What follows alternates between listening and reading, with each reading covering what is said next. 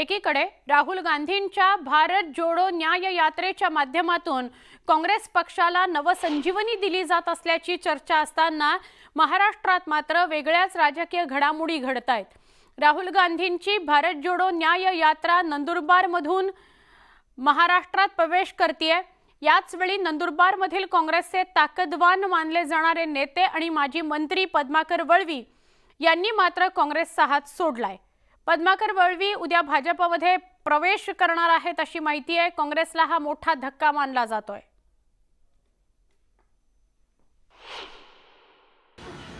राहुल गांधीच्या प्रवासामध्ये त्यांना गिफ्ट काय मिळणार? काँग्रेस पार्टीचे अनेक नेते काँग्रेस सोडून भारतीय जनता पार्टीमध्ये पक्षप्रवेश करणार। तुम्हाला जसं जसं राहुल गांधीची यात्रा पुढे पुढे जाईल, शिवाजी पार्कपर्यंत येईल, तसे काँग्रेस लोक सोडतील आणि भारतीय जनता पार्टीमध्ये अनेक नेते पक्षप्रवेश करतील।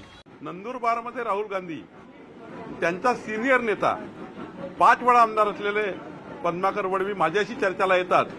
याचा अर्थ राहुल गांधी यांचा जो महाराष्ट्र दौरा आहे, हा दौरा काँग्रेसला वाढवण्याकरता नाही आहे, तर काँग्रेस पार्टी ही कमजोर करण्याकरता आहे। राहुल गांधी हे काँग्रेस बचावणारे तर काँग्रेस डुबवणारे नेते आहेत। राष्ट्रवादी काँग्रेस शरदचंद्र पवार गटाचे आमदार जितेंद्र आव्हाड काँग्रेसच्या भारत जोडो न्याय यात्रेवरून त्यांनी भाष्य केलेले आहे। आव्हाडांनी यावेळी राहुल गांधींची तुलना थेट राष्ट्रपिता महात्मा गांधी यांच्यासोबत केलेली आहे। त्यांच्या वक्तव्याने वादच निर्माण होण्याची शक्यता आहे। जितके राष्ट्रपिता महात्मा गांधी चालले नसतील त्यापेक्षा जास्त राहुल गांधी हे आपल्या भारत जोडो न्याय यात्रेत चाललेत, असा दावा जितेंद्र आव्हाडांनी केला। जितेंद्र आव्हाडांनी केलेल्या या वक्तव्यामुळे नवाच वाद फुटण्याची चिन्ह आहेत।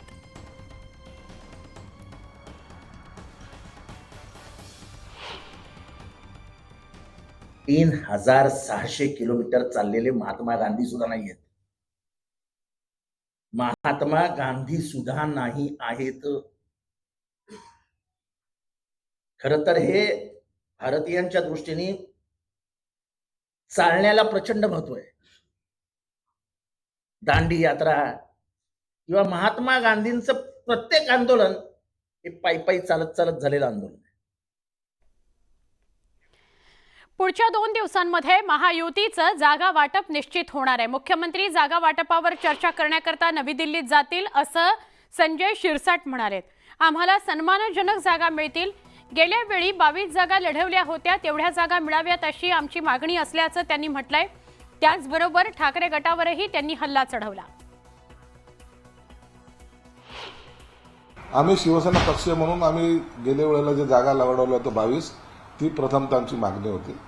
आणि अजितदादांनी जे सांगितले की जे खासदार आहेत त्यांनी त्याच जागा लढवाव्यात की काय, याचा निर्णय त्या पक्षाचे वरिष्ठ नेते घेतील। जागा मी पुन्हा एकदा सांगतो, एखादी जागा 1-2 जागा जे एक्सचेंज होणार आहेत किंवा ज्या ठिकाणी आपल्याला वाटतं की आपले कार्यकर्ते चांगले आहेत, त्या जागेबद्दलचा एक सहानुभूतीपूर्वक विचार हे वरिष्ठ नेते करतील। डोळा मारत नाही, आता पदर पकडायच्या भानगडीत आहेत। उबटा गटामध्ये आता मी कुणाच्या बरोबर जाऊ ही रेस लागलेली आहे। कोणीही तिथं थांबायच्या मनस्थितीत नाही। हे किती जरी बोंबलो दे आणि फार इतिहासाचे दाखले देऊ द्या, यांना आता स्वतःचं घर वाचवणं अवघड झालेलं आहे।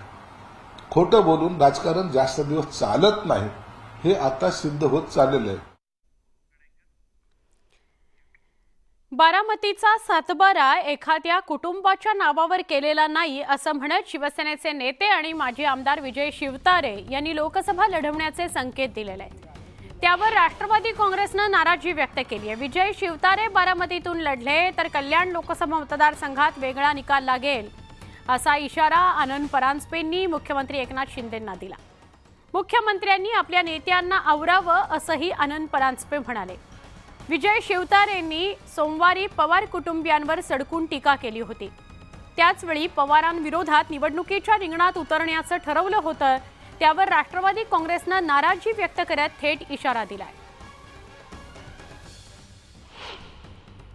आपण अलीकडे बघतो, तुम्ही पण पत्रकार मित्र बघता की खूप वेगळ्या प्रकारे वाचावीरांची संख्या वाढलेली आहे आणि काही पण बोलत असतात. कुठं काही कोण खेकडा म्हणतं, कोण वाघ म्हणतं, कोण काय म्हणतं. अशा गोष्टी खरं तर थांबल्या पाहिजेत. ज्यावेळेस आपण स्वर्गीय चव्हाणसाहेबांचा आदर्श डोळ्यासमोर ठेवतो, स्वर्गीय वसंतदादांचा आदर्श डोळ्यासमोर ठेवतो, स्वर्गीय वसंतराव नाईकांचा आदर्श डोळ्यासमोर ठेवतो, ह्या सगळ्या महान व्यक्तींनी एक महाराष्ट्राला नवीन रस्ता दाखवलेला आहे. त्या रस्त्यानेच आपण सगळ्यांनी पुढे गेलं पाहिजे अशी माझी मनापासूनची भावना आहे. माजी मुख्यमंत्री एकनाथरावजी शिंदे यांना विनंती आहे की सातत्याने राष्ट्रवादीची असलेली शक्तिस्थळं, स्वाभिमान, मग ती बारामती लोकसभा असेल, रायगड लोकसभा असेल, याच्यावर वारंवार शिवसेनेचे नेते हे टीका टिप्पणी करत असतात. माझी माननीय मुख्यमंत्र्यांना विनंती आहे की त्यांनी आपल्या नेत्यांना आवरावं, अन्यथा आम्ही देखील राष्ट्रवादीचे स्वाभिमानी कार्यकर्ते आहोत. कोणाला जर वाटत असेल की कल्याण लोकसभा खूप जिंकणं सोपं आहे, तर राष्ट्रवादीचा स्वाभिमानी कार्यकर्ता वेगळा निर्णय निकाल देखील कल्याण लोकसभेमध्ये लागू शकतो. एखाद्यावर टीका करताना जर खालच्या पातळीने टीका केली, हा अधिकार आपल्याला दिलेला नाही. पक्षाच्या अंतर्गत युतीमध्ये, महायुतीमध्ये असताना अशा टीका करणं योग्य नाही. काही टीका काही लोकांनाच करताना शोभा देतात. उगाच तरी टीका करून असलेलं वातावरण गढूळ करण्याचा प्रयत्न करू नका. देशात कोणत्याही क्षणी लोकसभा निवडणुका जाहीर होणार आहेत. कुणाला लोकसभेचं तिकीट मिळेल आणि कुणाचा पत्ता कट होईल याची जोरदार चर्चा सध्या रंगतीये. ठाणे जिल्ह्यातील लोकसभा जागा वाटपावरून महाविकास आघाडीत गरमागरमी सुरू होती. पण महायुतीत मात्र सगळं सुरळीत सुरू असताना आता महायुतीतील पक्षात आणि पक्षांतर्गत जागा वाटपावरून वाद दिसू लागलेत. त्यामुळे ठाणे जिल्ह्यातील लोकसभा निवडणुकांमध्ये आपापसातच लढत होईल का अशी चर्चा रंगतीये. मुंबईप्रमाणेच ठाणे जिल्ह्यातील लोकसभेची निवडणूक सत्ताधारी तसंच विरोधकांसाठी महत्त्वाची मानली जाते. कारण ठाणे हा मुख्यमंत्री एकनाथ शिंदे यांचा जिल्हा आहे. त्यामुळे सत्ताधारी शिवसेनेसाठी आगामी लोकसभा निवडणूक प्रतिष्ठेची मानली जाते. ठाणे जिल्ह्यात ठाणे, कल्याण आणि भिवंडी हे 3 लोकसभा मतदारसंघ आहेत.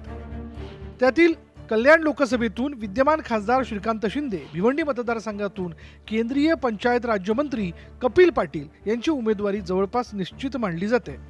पण ठाणे लोकसभेवरून महायुतीत मिठाचा खडा पडलाय. कारण ठाणे लोकसभेच्या जागेवर भाजपनं दावा ठोकलाय. माजी खासदार संजीव नाईक हे ठाणे लोकसभेतून निवडणूक लढवण्यास इच्छुक आहेत. तर शिवसेनेचे मुख्य प्रवक्ते नरेश म्हस्के आणि माजी आमदार रवींद्र फाटक यांनीही कंबर कसली आहे. भाजपमधून कोण इच्छुक राहणं मंदाताईंचा पण अधिकार आहे. ते आमदार आहेत, त्यामुळे ते इच्छुक राहू शकतात. त्याच्यामुळे त्याच्यावरती आम्ही काय प्रतिक्रिया देणार. त्या सिनियर आहेत. पक्षाने मागणी केलेली आहे आणि पक्षाच्याकडे कार्यकर्त्यांनी मागणी केली की बाबा ही जी सीट आहे ही भारतीय जनता पक्षानं आपल्या सहकारी जे काही घटक पक्ष आहेत यांच्याबरोबर लढवली पाहिजे आणि त्याचा स्टॅटिस्टिक रिपोर्ट दिलेला आहे. त्याच्यामुळे याच्यावरती मी जास्त बोलणं उचित नाही. नेते मंडळी फार या संदर्भामध्ये सजग आहेत. एकीकडे सत्ताधारी भाजप शिवसेनेत ठाणे लोकसभेवरून चढाओढ लागली आहे, तर दुसरीकडे शिवसेना आणि अजित पवारांच्या राष्ट्रवादी काँग्रेसमधील वाद चव्हाट्यावरती आला. राष्ट्रवादी काँग्रेसलाही ठाणे जिल्ह्यातील सत्तेत वाटा हवाय. आम्ही देखील अनेक असे मतदारसंघ आहेत की ज्याच्यामध्ये राष्ट्रवादीचे कार्यकर्ते, पदाधिकारी वातावरण मग गढूळ करू शकतात. ठाणे जिल्ह्यातील लोकसभेच्या जागांवरून महायुतीत वादाची ठिणगी पडली आहे. तशीच काहीशी अवस्था महाविकास आघाडीची असल्याचं पाहायला मिळते. महायुतीत इच्छुकांची गर्दी पाहायला मिळते, तर महाविकास आघाडीकडे उमेदवारांची वाणवा असल्याचं चित्र आहे. महाविकास आघाडीच्या जागा वाटपात भिवंडी लोकसभा मतदारसंघ काँग्रेस, ठाणे शिवसेना उभाटा, तर कल्याण लोकसभेची जागा एनसीपी शरदचंद्र पवार पक्षाला मिळण्याची शक्यता आहे. ठाणे लोकसभेत शिवसेना उभाटाची उमेदवारी पुन्हा एकदा विद्यमान खासदार राजन विचारे यांना मिळणार आहे. पण कल्याण आणि भिवंडीच्या उमेदवारांविषयी अद्याप कोणतीही चर्चा झाली नाही. महायुतीत मात्र लोकसभा जागेवरून इच्छुकांची संख्या वाढल्याने महायुतीत देखील लोकसभा जागांवरून सगळं काही सुरळीत नाहीये हे आता स्पष्ट झालेलं आहे. यामुळेच यंदाच्या लोकसभा निवडणुकीमध्ये ठाणे जिल्ह्यामध्ये महाविकास आघाडी विरुद्ध महायुती याचबरोबर पक्षांतर्गत कुरघोडी आणि डावपेच देखील पाहायला मिळतील यात काही शंका नाही. व्हिडिओ जर्नलिस्ट हर्षद गोरखासह अजित मांढरे, न्यूज 18 लोकमत, ठाणे.